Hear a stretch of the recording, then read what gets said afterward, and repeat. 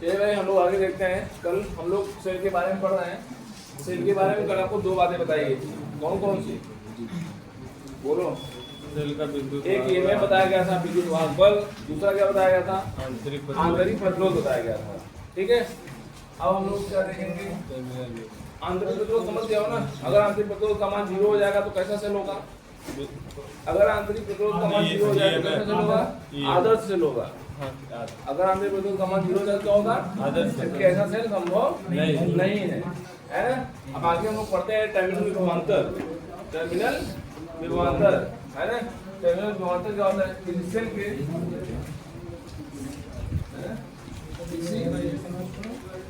Cell के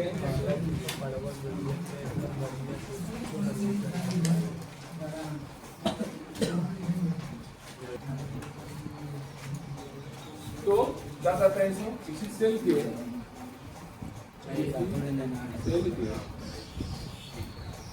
दोनों टर्मिनलों के बीच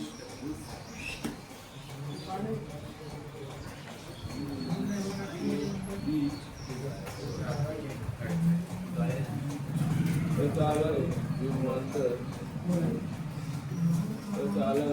विभवांतर क्या कहलाता है? टर्मिनल विभवांतर कहलाता है। टर्मिनल विभवांतर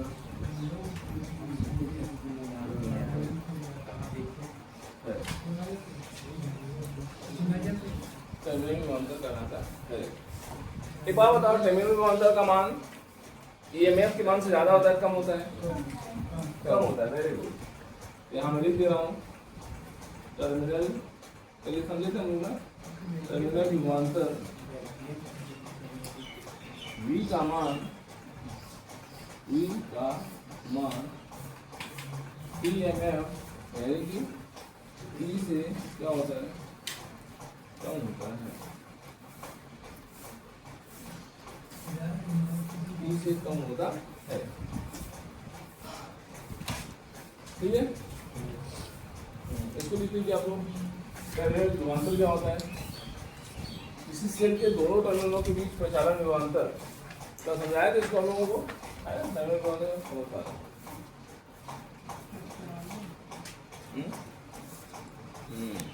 प्रतिरोध के चक्कर में हो रहा है ना?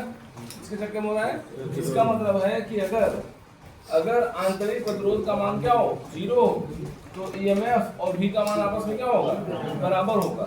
लेकिन ऐसा जल्दी संभव नहीं होगा। प्रतिरोध का मान 0 नहीं हो सकता, है ना? अगर प्रतिरोध का मान 0 हो जाए तो आदर्श कहलाएगा, और आदर्श सेल हमारे पास उपस्थित नहीं होते हैं। क्लियर है? अब देखो एक चीज वेरी वेरी इंपॉर्टेंट हम लोग देखेंगे। सेल का विद्युत वाहक बल, सेल का विद्युत वाहक बल है। सेल का विद्युत वाहक बल क्या दिखाते हैं? ई से दिखाते हैं, है ना? टर्मिनल विभवांतर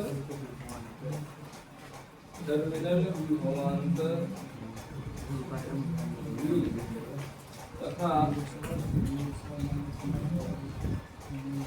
आंतरिक प्रतिरोध R के बीच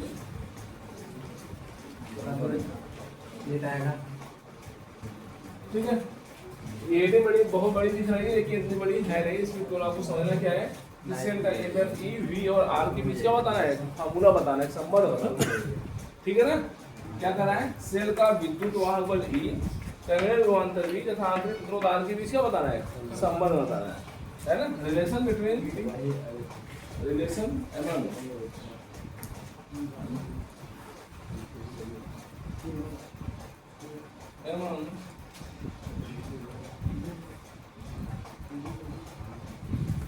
EMF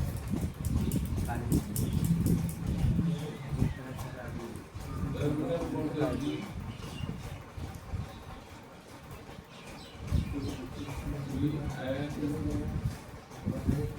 internal resistance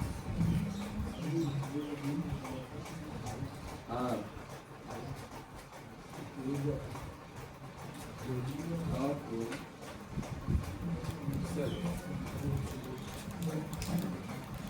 relation among EMF comma terminal EMF में विद्युत वाहक को जितना बड़ा नहीं लिखा है, ठीक है। टर्मिनल वोल्टेज भी एंड इंटरनल रेजिस्टेंस आर आपका सेल क्लास में कुछ तो है भाई से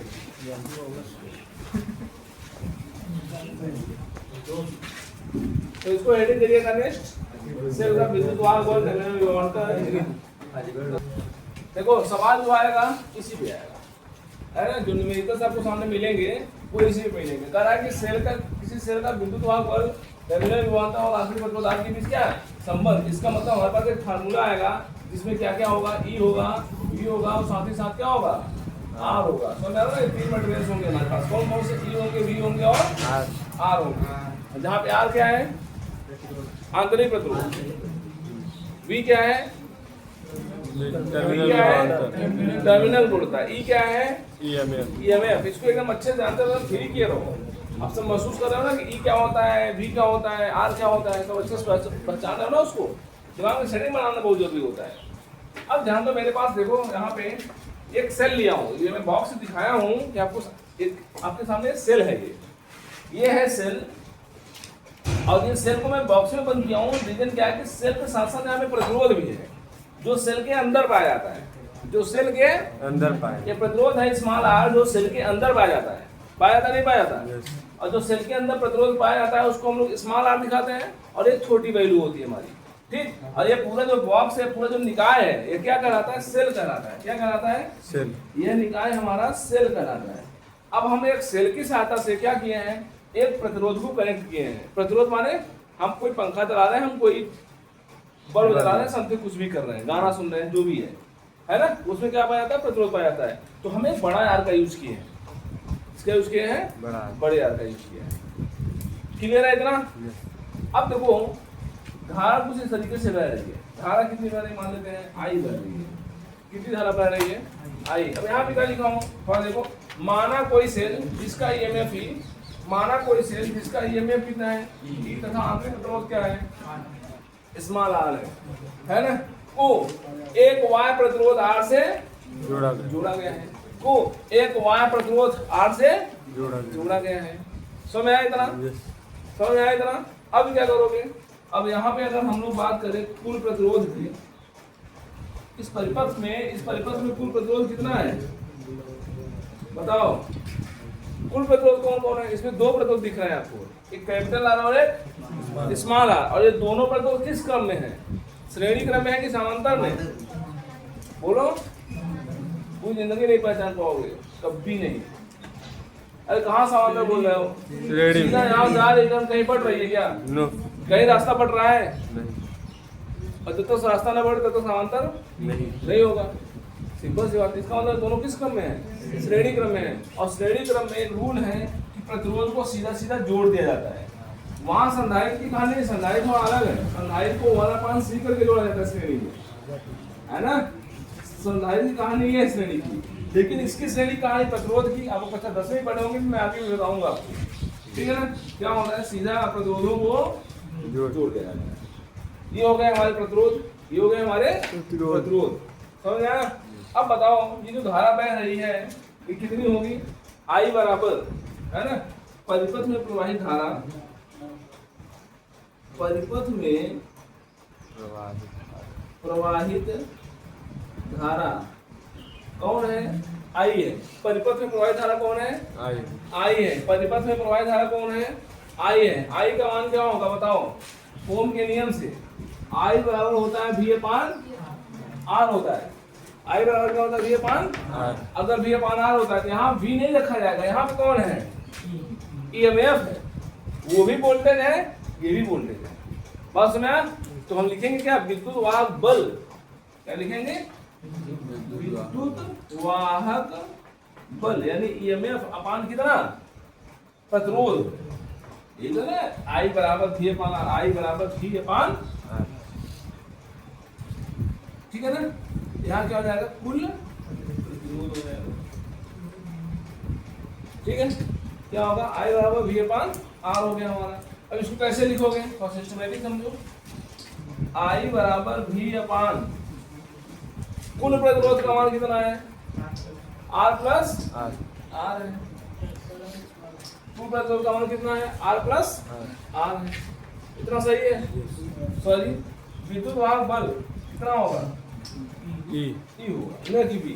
तो यार विद्युत वाहक बल का मान कितना होगा, ई होगा। कुल प्रतिरोध का मान क्या होगा, ठीक है ना इतना। अब यहाँ से चाहो तो आप क्या करो, इसको भेज दो इधर, इसको भेज दो इधर। जब इसको इधर भेजोगे तो आई का गुणा इसमें भी होगा और आई का गुणा होगा ही होगा, ठीक है ना। तो कैसे लिखोगे ध्यान दो, I R plus I R, सही लिखा हूं, बराबर कई,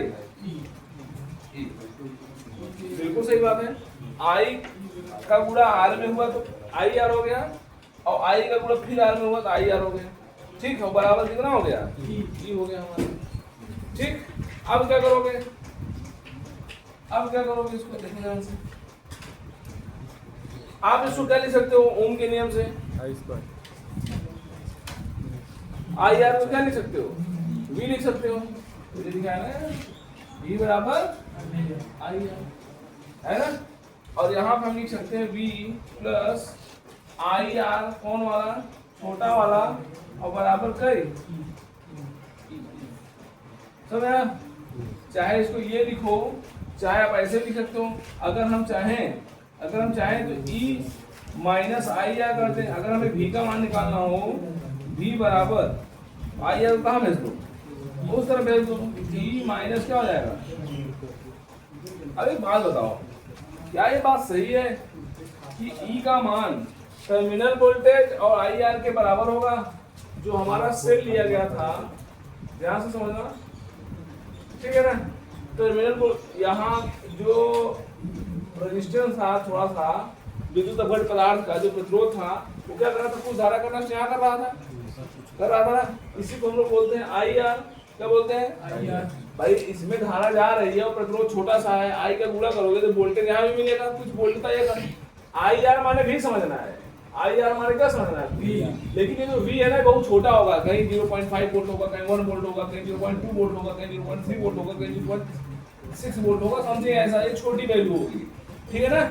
आई आर का मतलब भी समझना है क्या, वोल्टेज। आई आर मतलब क्या समझना है, वोल्टेज। अब ध्यान दो, हमारा सेल था 10 वोल्ट का, कितने वोल्ट का, 10 वोल्ट में से मैंने कहा था 1 वोल्ट ये खा गया। यहाँ कितना मिल रहा था भाई, 9 वोल्ट मिल रहा था। तो टर्मिनल विभवांतर का जो मान था, इस वाले विभवांतर के और इस वाले विभवांतर के योग के क्या था, बराबर था हमारा। बोलो कौन से, किसके किसके योग के, सॉरी इसके और इसके योग के बराबर कौन था हमारा, यही था। अर्थात टर्मिनल विभवांतर और आंतरिक प्रतिरोध वालों को जोड़ दो तो कौन मिल जाएगा, ईएमएफ मिल जाएगा, मिलेगा नहीं। और अगर हमको टर्मिनल विभवांतर निकालना हो तो ये निकालना, तो ये बराबर क्या होगा, ये माइनस, भाई पूरा में से खर्च कौन कर दे रहा था वो, तो पूरा माने कौन, ईएमएफ, वही लिखा है यहाँ पे, ध्यान से देखो। टर्मिनल विभवांतर बराबर EMF minus I R. Terminal विभवांतर बराबर जो बड़ा विभवांतर है वो, सॉरी टर्मिनल विभवांतर कौन है, ये ऊपर वाला है, और टर्मिनल विभवांतर बराबर बड़े वाले में से छोटे वाले क्या करो, घटा दो, तभी तो वैल्यू मिलेगी। ये चीज सिद्ध हुआ यहाँ पे कि v बराबर ई माइनस। अब देखो कंफ्यूजन होता है, जब सवाल लगाने की बारी आती है, सवाल एग्जाम में आते हैं, कुछ इस तरीके का फार्मूला बनता है तो बड़ी समस्या होती है। क्या समस्या होती है कि हम ये लिखे v बराबर ई माइनस आई आर लिखे कि ई बराबर v माइनस आई आर लिखे, बच्चे सस्पेंस में हो जाते हैं। क्या v बराबर ई माइनस आई आर कि ई बराबर v माइनस आई आर। अब ये रटे रहोगे तो गलत कर दोगे, यहाँ समझे रहोगे तो सही करोगे।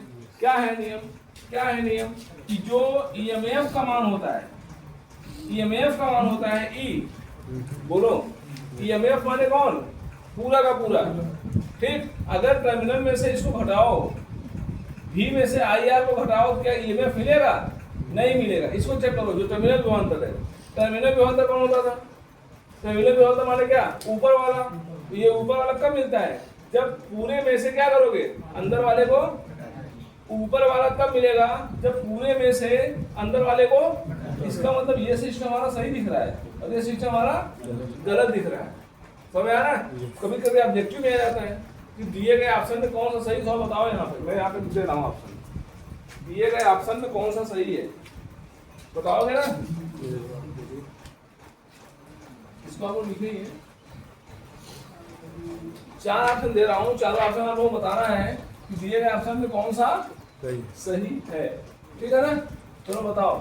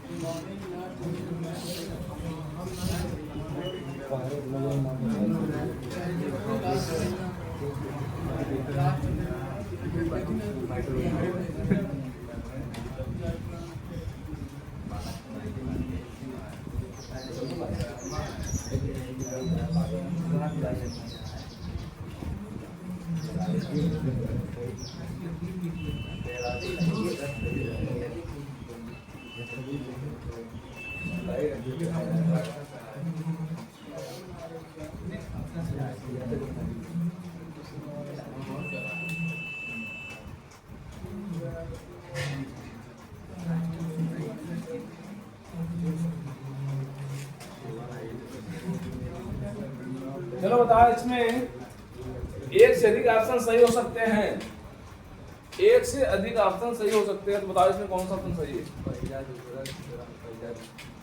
कौन सा ऑप्शन सही है? एक से अधिक ऑप्शन सही हो सकते हैं, तो बताओ इसमें कौन सा ऑप्शन सही है। दूसरा सही है, पहले और तीसरा, पहला और तीसरा। अब एक लोग बताइए माने जाते हैं। हाँ, पहला क्या है? गलत है। अच्छा ठीक, उधर जवाब आया। और कौन सही, कौन सा है? 2 सही है कौन? हाँ, झूठ से 3 सही है। पहले एकदम सही, एकदम से करा के पूरा ऑप्शन बन गया।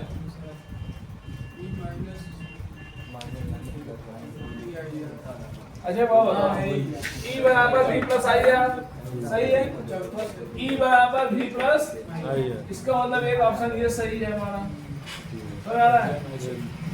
ये तो हो ही नहीं सकता यार, टर्मिनल विभवांतर निकालना होगा, इसको घटाना पड़ेगा साहब, तब तो टर्मिनल आएगा। अब वहाँ घटाना था नहीं, वहाँ पे क्या था? प्लस है, इसका मतलब ऑप्शन गलत है। इस पे आते हैं। अब बताओ हमको यहाँ से धारा का मान निकालो, यार ऑप्शन सही है ना, यहाँ से धारा का मान निकालो। ई भी को भेज दो इधर, ई माइनस भी हो जाएगा, बराबर आएगा किसी को भंगड़ा है ना, ये तो है एक ऑप्शन। अब आई को निकाल लो, क्या मिलेगा? ई माइनस बी अपान क्या,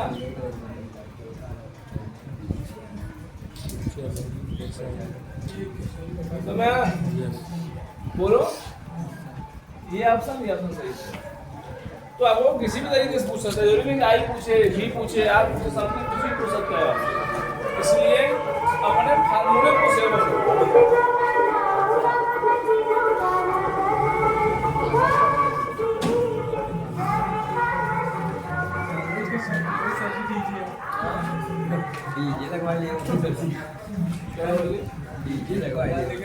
अब तो है दिमाग घुमा है। चलो समझ में आया इतना? ये केयर करके काम करना है, दिमाग में सेटिंग बना के काम करना है कि ई बराबर भी प्लस आई आर होता है। माने भी को जोड़ोगे टर्मिनल वोल्टेज और अंदर वाले को जोड़ोगे बाहर वाले मिल जाएगा, यानी पूरा का पूरा मिल जाएगा। ये मैंने समझ में आया? बोलो ईएमएफ का मात्रक, ईएमएफ का मात्रक क्या होगा? ईएमएफ का मात्रक विद्युत वाहक बल का मात्रक, हाँ? वोल्ट पर जूल पर सेकेंड, सही है? सोचो बता, जूल पर कूलाम, जूल पर कूलाम। ईएमएफ जहाँ विद्युत वाहक बल लिखवाया गया वो देखो लिखवाया गया होगा, ई बराबर डब्ल्यू अपान क्यू। डब्ल्यू का मान जूल और बटे क्यू का मान कूलाम, समझा? और या तो ईएमएफ का मान वोल्ट भी होता है, ईएमएफ का मान वोल्ट भी होता है। इतना समझा? इसको आप लोग आउट करो। क्या करोगे? ध्यान दो भाई, क्या लिखना है?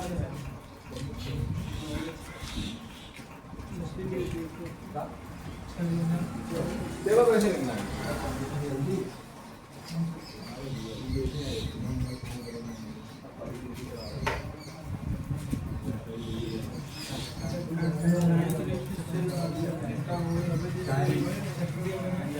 देखो भाई देखो, पहला पॉइंट,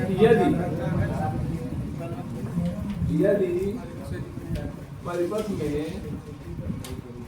आई बराबर क्या हो, 0 हो तो आई बराबर 0 होगा, ई बराबर आई का मान 0 रखो, 0 पे पूरा क्या हो जाएगा, 0 हो जाएगा। तो ई बराबर क्या मिलेगा, तो ई किसके बराबर होगा, अर्थात ईएमएफ का मान टर्मिनल वोल्टेज के बराबर होगा। कारण क्या है, क्योंकि धारा नहीं बह रही होगी, तो जो सेल के अंदर प्रतिरोध था उसमें धारा नहीं बह रही होगी। ये सेल हो गया, ये टर्मिनल हो गया, जो यहाँ धारा बह रही थी छोटे वाले प्रतिरोध में, यह भी धारा नहीं बहेगी। और जब धारा यहाँ नहीं बहेगी, यहाँ कोई नुकसान नहीं होगा। जब कोई नुकसान नहीं होगा तो अंदर वाला जो विभवांतर होगा वो टर्मिनल विभवांतर क्या होगा, बराबर होगा। समझ आ गई नहीं? ये इसलिए हम लिखे हैं ई बराबर क्या, भी। और अगर हम बात करें यदि, ध्यान देना भाई, यदि प्रतिरोध का मान 0 हो, कौन से प्रतिरोध का, आंतरिक प्रतिरोध, अगर आंतरिक प्रतिरोध का मान क्या हो, 0 हो तो भी क्या होगा, दोनों बराबर। तो भी अगर आर का मान 0 रखोगे तो भी यहाँ वैल्यू 0 हो जाएगी, और फिर भी क्या मिलेगी, ई बराबर भी मिलेगी, अर्थात टर्मिनल। लेकिन ऐसा संभव नहीं है, यह संभव नहीं। ध्यान दे भाई, क्योंकि अंदर का प्रतिरोध आप 0 नहीं कर सकते, है ना। लेकिन अगर मान लो अगर 0 कर दिया जाए तो एक आदर्श सेल कहलाएगा, और ई का मान भी के मान की क्या होगा, बराबर। यानी विद्युत वाहक बल का मान टर्मिनल वोल्टेज के मान की क्या होगा, बराबर। समझ में आ गया इतना, बोलो, छाप लो इसको नीचे, एरो दे करके जैसे मैं छापा हूँ, ठीक है ना। तो हमारे पास एक सवाल है, यदि 0.5 एम्पीयर की धारा बहने पर विभवांतर कितना हो, 1.8 वोल्ट हो, तथा 1 एम्पीयर की धारा बहने पर विभवांतर 1.6 वोल्ट हो, तो विद्युत वाहक बल और आंतरिक प्रतिरोध की क्या करना है, गणना करनी है। दो मान बताना है आपको, एक विद्युत वाहक बल ई का मान बताना है, दूसरा आंतरिक प्रतिरोध आर का मान बताना है। समझ आया? और मैंने बताया कि यहाँ पे देखो 0.5 एम्पीयर की धारा बहने पर विभवांतर कितना है, 1.8 वोल्ट है। और फिर जब दोबारा धारा बह रही है कितनी, 1 एम्पीयर की, तो वोल्ट कितना हो रहा है, 1.6। इसका मतलब धारा 2 बार वही है और वोल्ट विभवांतर 2 बार चर्चा किया है। इसका मतलब यहाँ पे समीकरण बनाना है आपको। कभी भी जब एक ही चीज को 2 बार रिपीट कर दे तो तुरंत ध्यान देना समीकरण बनेगा और वो समीकरण हल होगा। और समीकरण बनाना किसके सहारे है, फार्मूले के सहारे। अब बताओ, V बराबर E माइनस आई आर होता है, E बराबर V माइनस आई आर होता है। ऊपर वाला सही है, नीचे वाला, ऊपर वाला। हाँ, अनमोल कौन सही था, ऊपर वाला। काय है ऊपर वाला? अगर ईएमएफ में से घटाओगे इसको तभी तो मिलेगा। अरे भाई ये भी कोई छोटा सा वोल्टेज है, ये भी कोई छोटा सा वोल्टेज है, 0.5 और 0.2 वोल्ट है ना। आई आर माने क्या, भी, जी बराबर आई आर ही होता है। ये भी है, ये भी है, ये भी है, तीनों जन भी है, बस अंतर समूह का अलग अलग है। यह टर्मिनल विभवांतर है, ये ईएमएफ है, वाई आर है तीनों भी। समझ? अब बताओ, ये फार्मूला हमारे पास होता है, चूंकि हम जानते हैं V बराबर क्या होता है, E माइनस आई आर। ध्यान समझो, पहला वाला पाई करो, पहले वाले वोल्टेज कितना हो रहा है, 1.8 वोल्ट। कौन सा टर्मिनल वोल्टेज है, 1.8 बराबर क्या, क्योंकि विद्युत वाहक बल की गणना करनी है। विद्युत वाहक बल दिया थोड़ी ना है, जब गणना करनी है तो दिया थोड़ी रहेगा, है कि नहीं। ई और माइनस कई एम्पीयर धारा जा रही है, आर का मान नहीं दिया है, आर का मान पूछ रहा है। This is your equation first. Same as ये वाला लो और समीकरण तैयार कर दो। धारा 1 एम्पीयर बाहर कई वोल्ट हो जा रहा है, 1.6 वोल्ट हो जा रहा है, बराबर क्या लिखोगे ई माइनस कितना 1 एम्पियर धारा हो जाती है 1 आर। समीकरण नंबर सेकंड। अब आप बताओ दो समीकरण हो और दो वैल्यू को फाइंड करने हो, हम नहीं निकाल सकते। जैसे हम लोग लिखते थे x धन 2y बराबर 5, 2x धन 3y बराबर 6। तो बताओ x और y का मान का हो। अब करते थे नहीं करते ऐसे। यहाँ भी तो है x y बताओ x y का मान लगा लोगे। कैसे लगाओगे? समीकरण 1 और 2 को घटा दो। क्या करो? घटाओगे, ये साइन ऐसे होगा, यहाँ माइनस साइन होगा, यहाँ प्लस का साइन होगा। ऊपर नहीं होगा। बताओ 1.8 में से 1.6 घटा दो। 1.8 में कितना आएगा? 0.2 आएगा। घटाना होते जाता है इसे ही। और ये बचा कितना? 0.5 और ये वाला प्लस है। बोलो इसका मतलब ये में से ये घटाओगे, ये में से घटाओगे कितना है वैल्यू? समीकरण हल करना आता है 0.5 आर। और आर का मान जो आएगा यहाँ से कितना आएगा? 0.2 बाई 0.5 माने 2/5। 5 चौके 20 कितना हो आया। अब इस मान को उठाओ, चाहे समीकरण 1 में रख दो चाहे समीकरण 2। चलो समीकरण 1 में रख देते हैं।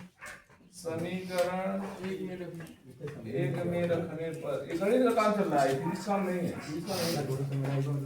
तो बताओ समीकरण रखो 1.8 है, रखो ई का मान निकालना है। ई को रहने दो, माइनस है, माइनस 0.5 है, 0.5 रखो। आर का मान यहाँ रखोगे ना 0.4 समझ आया। और 5 चौके कई हमारा समझ लगेगा। बोलो सही है? ये सही है नहीं? 5 चौके 20 बोलो कहो ये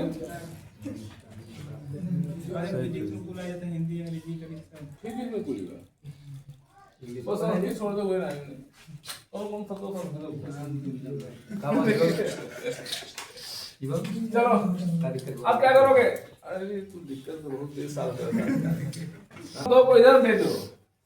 1.8 में 2 जोड़ दो कितना हो जाएगा? आए अरे 10 हो जाए, 2 हो जाए। ई बराबर क्या है? वोल्ट। यानी ईएमएफ कितना था? 2 वोल्ट। ईएमएफ 2 वोल्ट और आंतरिक प्रतिरोध दोनों का मान आ गया। तो ऐसे कभी अगर दो बात की है किसी का तो समीकरण बना देते। ठीक है।